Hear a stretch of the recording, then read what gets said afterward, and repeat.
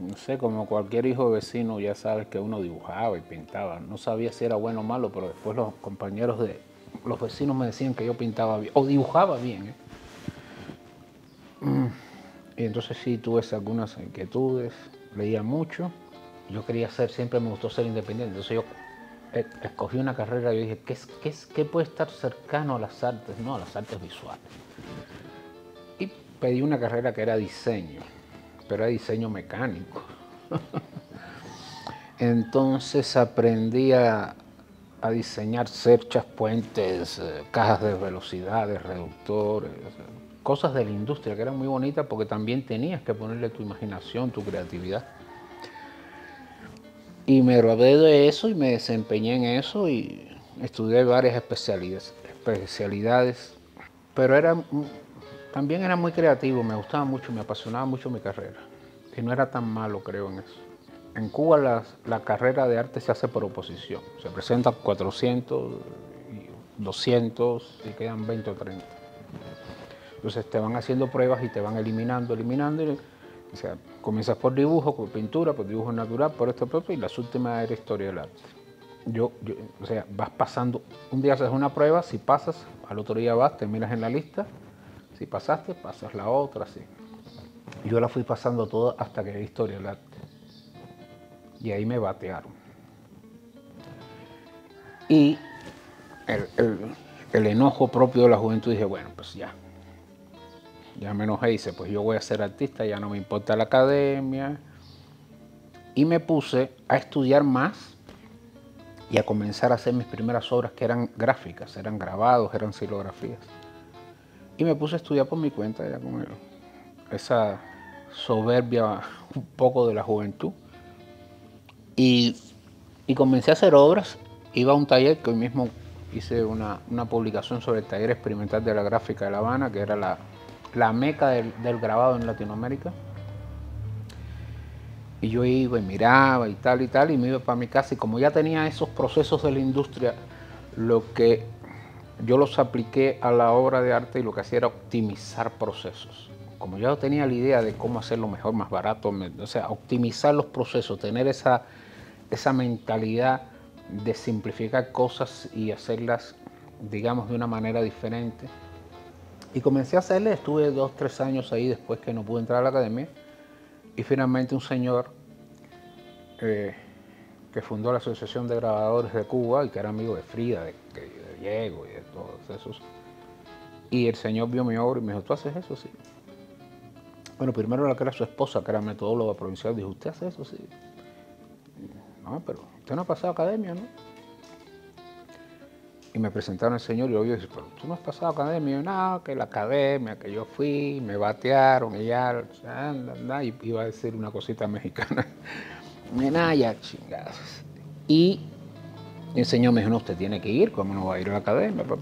Y me mandó a la academia como 2 años después y yo me llevé una carpeta de obras.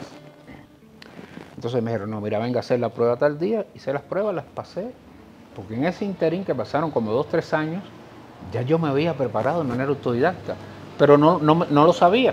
Y cuando llegué me pasé las pruebas, pero así. Ya, mira, vaya, entré a la Academia de Artes, una academia muy prestigiosa, que está cumpliendo 200, 300 años, no sé ahora mismo la cantidad de años.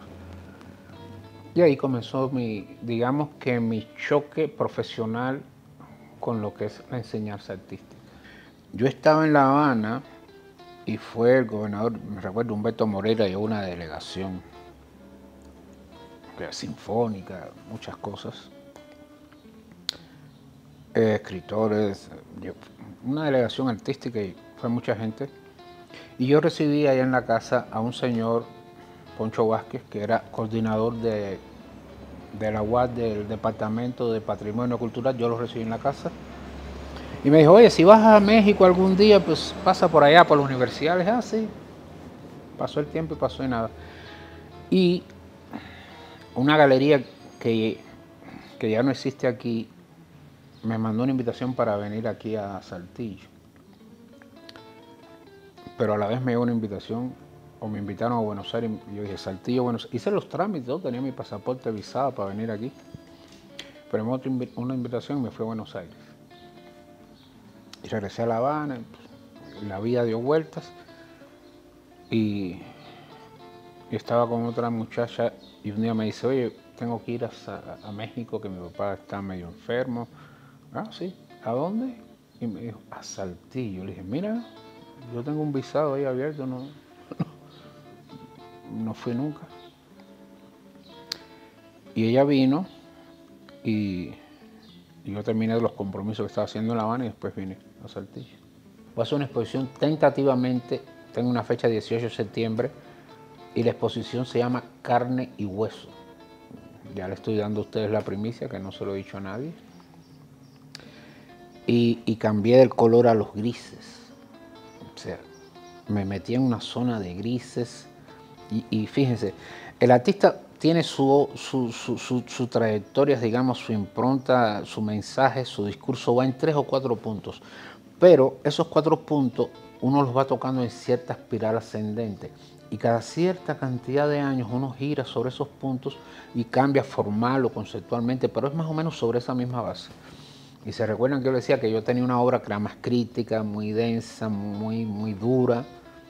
Ahora la estoy haciendo pero con otro gancho, por eso dejé el color, me fui a los grises, para hacer una cosa más de escenográfica. Mira, si tú tienes que decir, incluso si no, estamos hablando ahora de pintura, porque es lo que más hago aquí. Si tú tienes que decir, ya vas de gane. Para que una obra de arte sea buena debe tener más o menos 3 cosas, que es discurso, imaginación y oficio.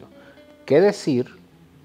Después decirlo de una manera imaginativa, creativa, y después tener el oficio que respalde tu discurso y la manera creativa que tú tienes de exponerlo. Porque cuando tú expones, lo que haces es exponerte al mundo, es ponerte de pechito para que te la piden. Por eso se llama exposición. En la medida en que tú tengas un pensamiento crítico más asertivo, más desde adentro, más desde las tripas, tienes también un respaldo más serio. Si tú pintas lo que está de moda, pues es como un periódico, pasa de moda, es un pasquín.